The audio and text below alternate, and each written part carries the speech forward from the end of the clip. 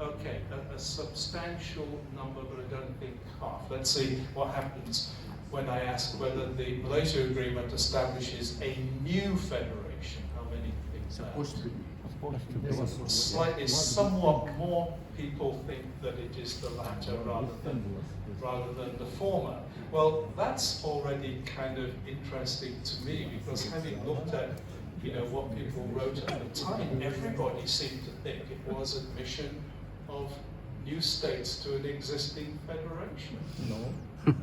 But when you look at what actually happened, what the agreement says, what the amendments say, and so on, I mean, I think the arguments are very kind of balanced between those two possibilities. I mean, in the book, I come down on the side that it's the creation of a new federation, but I have to concede that the arguments are very finely balanced on this, and I might be wrong. But let me sort of draw attention to a few things.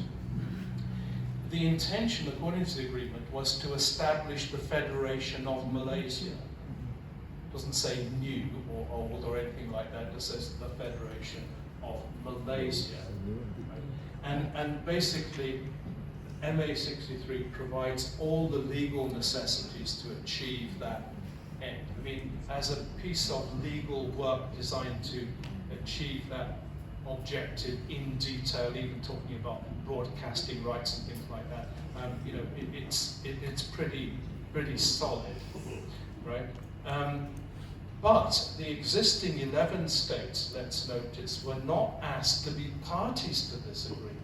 That's why I said when you hear that it's 5 parties, this should create questions, because where are the other states in all of this? Because the previous agreements of 1948 and 1957 were signed by all of the states, the rulers on behalf of all of the states of the Federation of Malaya, as it became in 1948 and then independence in 1957. But when it came to the Malaysia Agreement, no, they're not there. And you may know that as a result of this, Kelantan actually brought a case against the federal government to say that, well, you should have consulted us because you deposited us into this, new or newly revised federal system without our permission, without discussion, without consent, without consultation, and you simply cannot do that. It's unconstitutional. And I discuss in the book, I won't go into it now because it's too detailed, but I discuss in the book the problems with the judgment in that case by Lord President Thompson, who basically made an absolute haulings of the whole thing, in my opinion. In terms of how he handled the issue of what is required in order to successfully amend the Constitution. And basically, I think if we looked at it from 2025 in the light of later case law, we'd say, well, Kelantan's case is absolutely open and shut. We've got plenty of precedents to say, you cannot alter the nature of federation without the permission or consultation with the units that form that federation. It seems kind of obvious if you put it like that. But anyway, I mean, that's water that's gone under the bridge, so there we are. But then when you come to the Constitution itself, I mean, that there's this part of the Constitution, it's made mainly in Article 161E and the surrounding provisions that deals with the issue of admission of Sabah and Sarawak to federation. And it talks about the admission of states. So that seems to support theory 1, that it's admission of new states rather than a new federation. But on the other hand, all of the rhetoric at the time was to say this is a partnership, not a takeover.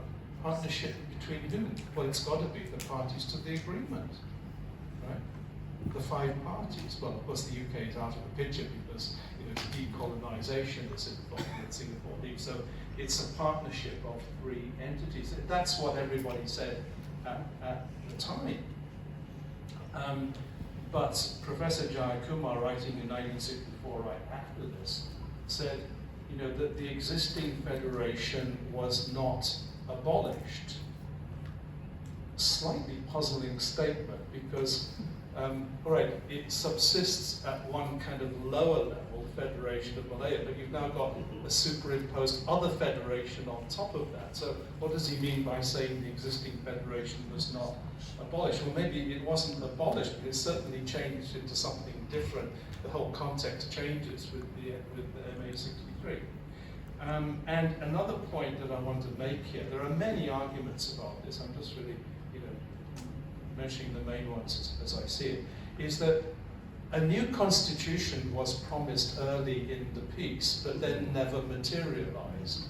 So is it right to create a new country without having a new constitution? I mean, you can readily understand why Tunku and other people didn't want to go down the route of drafting a new constitution. I mean, I think the Tunku had the attitude that once you get into this discussion, there's a rabbit hole that you will never ever come out of. And if you look at what happened in Pakistan, there may be good reasons for thinking that was the case.